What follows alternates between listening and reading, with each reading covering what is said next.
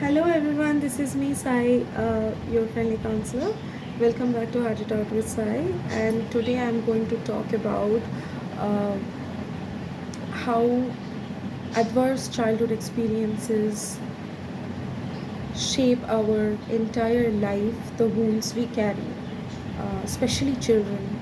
Uh, how adverse childhood experiences, abuses, and different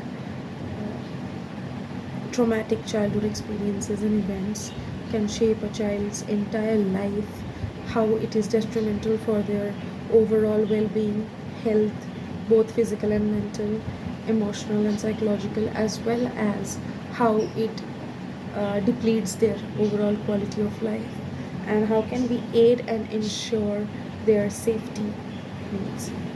So, children rights are there in India, but very few uh, can actually get justice out of it. Most of it is not that well functioning. Even though there are acts, mental health acts, and rights established already in India, but still there is this child trafficking, child pornography, child sexual abuse, and criminalistic behaviors towards children happening every day until today. So, how do we aid this? How do we ensure our children's safety? We need to provide our children with a very safe environment where they can foster growth, learning, and they are our future. So, if our children are not in safe hands, and most of these abuses also happens in the immediate environment of the family, so there's also a lack of regulatory bodies, because in westernized countries there are regulatory bodies such as foster homes, and state policies are there to help the children, to regulate and check how the well-being of the children are. But here, even if children welfare societies are there, there are child rights, duties and rights, but still there is a lack of these regulations happening, because sometimes the first caregivers also abuse children, neighbors, school authorities, and there is very this lack of regulation, which is very important. And I feel that every school should not just educate the children for their safety, not just educate the children in sex education, in different gender sensitization, and other social aspects, not only educating the children, but also it's important to have proper training for the teachers and staff members and non-teaching faculties and staffs, for them to understand and ensure the safety needs of children. And the immediate family members also, sometimes the child faces a lot of abuse, and when a child faces a lot of sexual abuse, mental, physical abuse, or be it any sort of abuse, it is an open scar for the child, and the child throughout their life carries this wound which is heavy for them to carry. And this is a very painful traumatic experience for them, a very painful traumatic memory. They sometimes want to suppress it, but it still makes them vulnerable to a lot of situations, and that can later affect their relationships, their other interpersonal relationships, their overall quality of life. So we need to understand that how we can help our children to come out of all these things. And very important, for the first primary thing is to ensure their safety needs and to provide them with a very safe, sound environment where they can freely, they have their autonomy, they can foster growth and learning.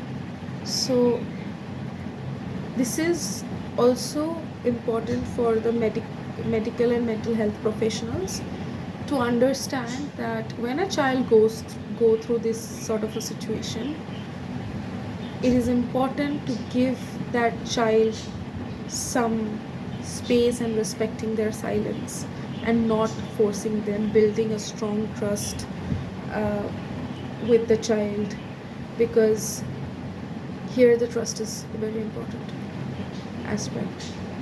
And what I feel is that there's a lot of lack in the government policies. There are mental health act established, there are children welfare societies working, there are rights for children, but still today's date, nowadays, I don't hesitate to say that there's no proper funding for the mental health uh, you know hospitals, the government hospitals also.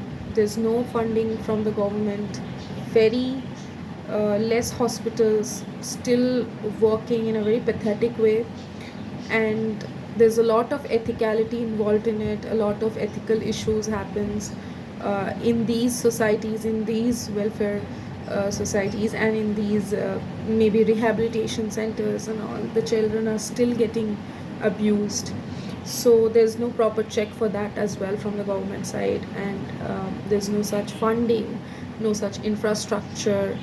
uh, this is happening out there, and a lot of mental health practitioners unethically practicing and not giving proper justice to the clients, to the children, and that is a very alarming and concerning uh, factor to mental health. So this is very important that we talk about it, we get aware about it, and we also help our children to have a safe, sound environment. So it's my request to all the nation people, uh, in the neighborhoods, in the schools, uh, families, and everyone out there. If you really love your children, then you should also care about their safety needs. And because the world is not that just out there, so we need to ensure how we can help them foster holistic growth and ensuring their safety. And there need a lot of systemic changes. When I talk about systemic changes in the society, it's not going to happen overnight. It is going to be a very slow process, but if one person also takes the initiative, and however power they hold in the society as an individual and at a community level, however one person can help these systems to improve. Suppose a person who is running an NGO, they can start with ethical practices and help. However, if they're working with children and they're working with children with abuse, how they can enhance the safety needs of children and their rights. Somebody who is working in government and can aid the policy making and advocacy, then it's wonderful that they implement change. And a lot of all these policy and advocacy and these governing aspects comes under the legislative aspect of it. So that is going to be wonderful if that is being acknowledged by the government of India. And there are mental health uh, acts, there are mental health rights for disability rights as well, but this is sad that none of those are actually being helping most of the population and most of the population with such issues. So that is a very burning problem, and we should together join hand in hand, collaborate if needed, and work towards the better future. And these systemic changes are very much required. So I hope with that note, all of you could understand the implications are needed, the limitations of these in these areas. What are the limitations, and how we can aid and help these children to ensure their safety needs and cater their overall well-being and encourage our children. We want our children to be having wonderful futures. We don't want to have shame, guilt, and uh, depression and anxiety and panic attacks and die out of it. We want them to be safe, secure, jolly, joyful, doing really great in their whatever way they are, whatever fields they are pursuing, be it sports, music, dance, academics. We want them to pursue their goals and do something out of it. And whatever they want to become, we don't want to take their identity from them. We want them to foster growth and have their own identity.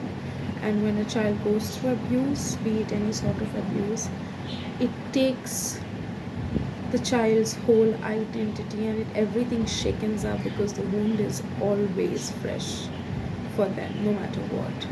So it is hard to heal, but definitely healing happens with time and with correct aid and with correct interventions. So mental health professionals also, you need to understand that how you, if you're working with children, how you can help the child.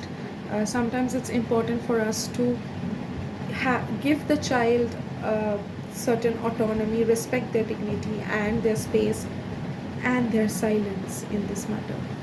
So not forcing much, but yes, to help them as much as we can.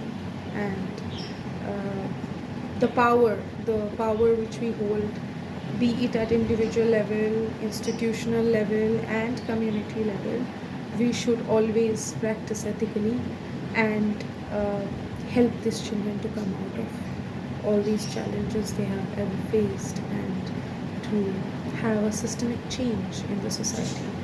If the change is not happening, then it is going to bring disaster, and that is not going to be good for any of us. With that note, thank you so much. I hope you gained some insight, some knowledge, and I want all of us to be a good help even at the community levels, however we can, however we can. And if you see your neighbors fighting, your neighbors abusing their children, whoever is watching this video, just try to help the child in however way you can and make their parents, their immediate circles educate that this is something way wrong and they should stop it immediately. And you can also help that child to seek certain guidance of counseling to the immediate local areas, or maybe if it goes beyond something, then you can advocate the child to some legal authorities, help the child to have some legal aid or some other support. uh, and yeah, and that is going to be a very mindful decision from your end and helping the child. Yes. And with that note, thank you so much, all of you. We'll see you soon in the next video.